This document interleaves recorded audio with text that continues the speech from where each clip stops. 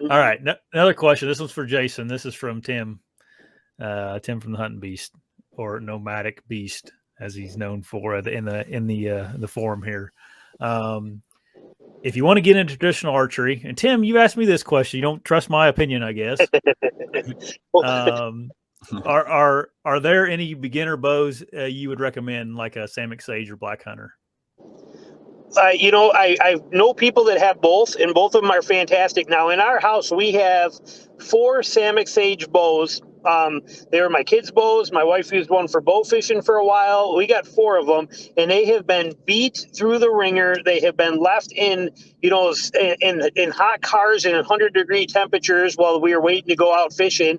While we go eat and stuff. I mean, they have been through the ringer, and they still work 100% perfect. They draw well, they shoot well, they hold tiller well. I don't think you can go wrong with a Sammoc Sage. I love that bow. It's fantastic for the money. You can get extra limbs if you want to go to a new set of limbs, like from 40 to 45 or 50. It's like $70 for brand new limbs, and they're what do they call those, Josh? What's the I don't know this recurse, the ILF or IFL? Yeah, what are those? Yeah, they're not ILF, but that's what they're called. That's what you're okay, talking but about. they're you don't need to send a riser in. You can just No, order them. they all fit. They fit. Yeah, the Sammoc Sage limbs fit the riser, so you can just order new limbs for it.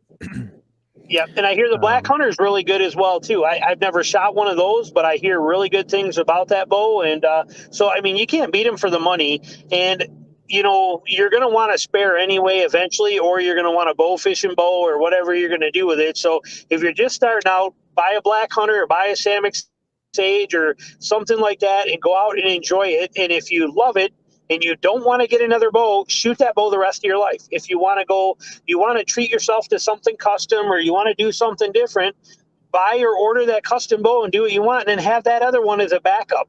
Especially if it's like a Sage where they break down, it's a perfect backup bow. You throw it right in your duffel bag.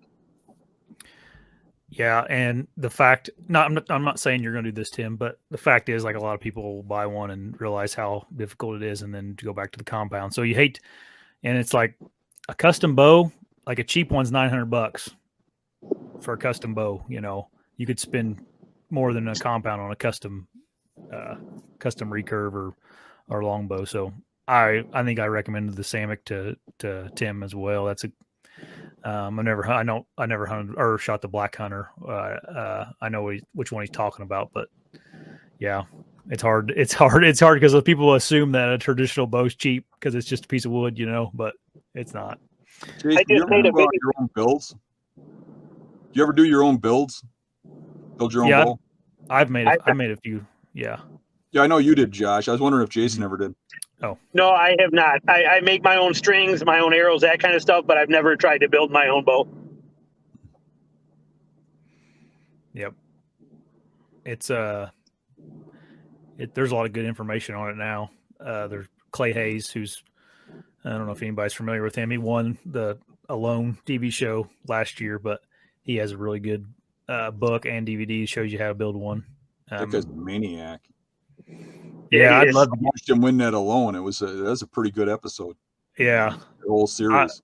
I know him. I've talked to him before. I'd love to get him on here. I don't know if he would or not, but he's a pretty good guy. I'll bet he would. He's like all of us. He gives, and everything. His whole world is about teaching. He invites people out for his deer hunts out there, and where he's at in Idaho and Utah. And I mean, like I said, he's as genuine as they come. And as you guys both know, that's what we try to surround ourselves with. And he fits that bill perfectly. I would be. He's probably real busy, but I would be shocked if he wouldn't come on. Yep, I may reach out to him. He'd be cool. I mean, you could talk to that guy about a whole plethora of things. Well, I mean, he's a good hunter. Obviously, he's survived by himself on wherever they were at for 80 days or something, without any food or anything. You had to source all that yourself. So he'd be cool. And he killed a deer. He killed a deer out there. He killed a deer out there. And a whole bunch of trapping, I think, rabbits and fish and all kinds of stuff. So that's pretty cool. Pretty cool to see someone you kind of knew or associated. You've talked to him to win something like that. Yeah, he was going to try and kill more deer. Well, he had to follow. They have to follow the local game laws, so he was only allowed to take one deer. And but he was pretty. You know, if he would have had the opportunity or legally could have, he would have been out there chasing more of them. But by law, he could only kill one deer on that trip. Yeah. Well, that'd be frustrating, sitting there starving and not be able to kill something. But I saw someone ask about how expensive is it to make your own bow. I've done it both ways. I've actually cut down Osage trees. I got like probably 40 staves in my barn right now. But if you got to buy one, You don't have to stave right kiln now. dry 'em? Do what? You don't have to kiln dry them? No, you just let it. I got them drying in my barn for, I don't know, they got dry for a few years. You got to do a video on it. Might take you about 6 years to do it. Yeah, it'd be a slow process. But to buy a stave, it's like $200, and then you're probably going to break it your first time. So you might as well. And those are self bows. You're talking self bows too. I mean, if you want to make a laminated bow, you know, that's a whole. You got now. You know, there you don't just buy a jig for that. You got to custom make all your wood forms. You got to, you know, there's a lot. I mean, I've videotaped Steve making his, and you know, I've been in his shop a bunch of times, and the custom setup.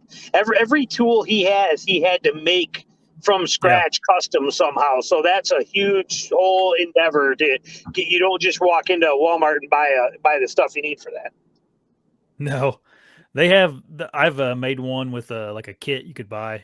I don't remember the cost of it though. It's pretty. You know, it's a number of years ago. The bow ended up breaking. I didn't do something right and it broke eventually. But probably got something in between the laminates or something when I glued it, and it didn't work. But anyway. Yeah, you can make it as cheap as you want as you go and cut down a tree and then start whittling on it with a knife. But anyway, let's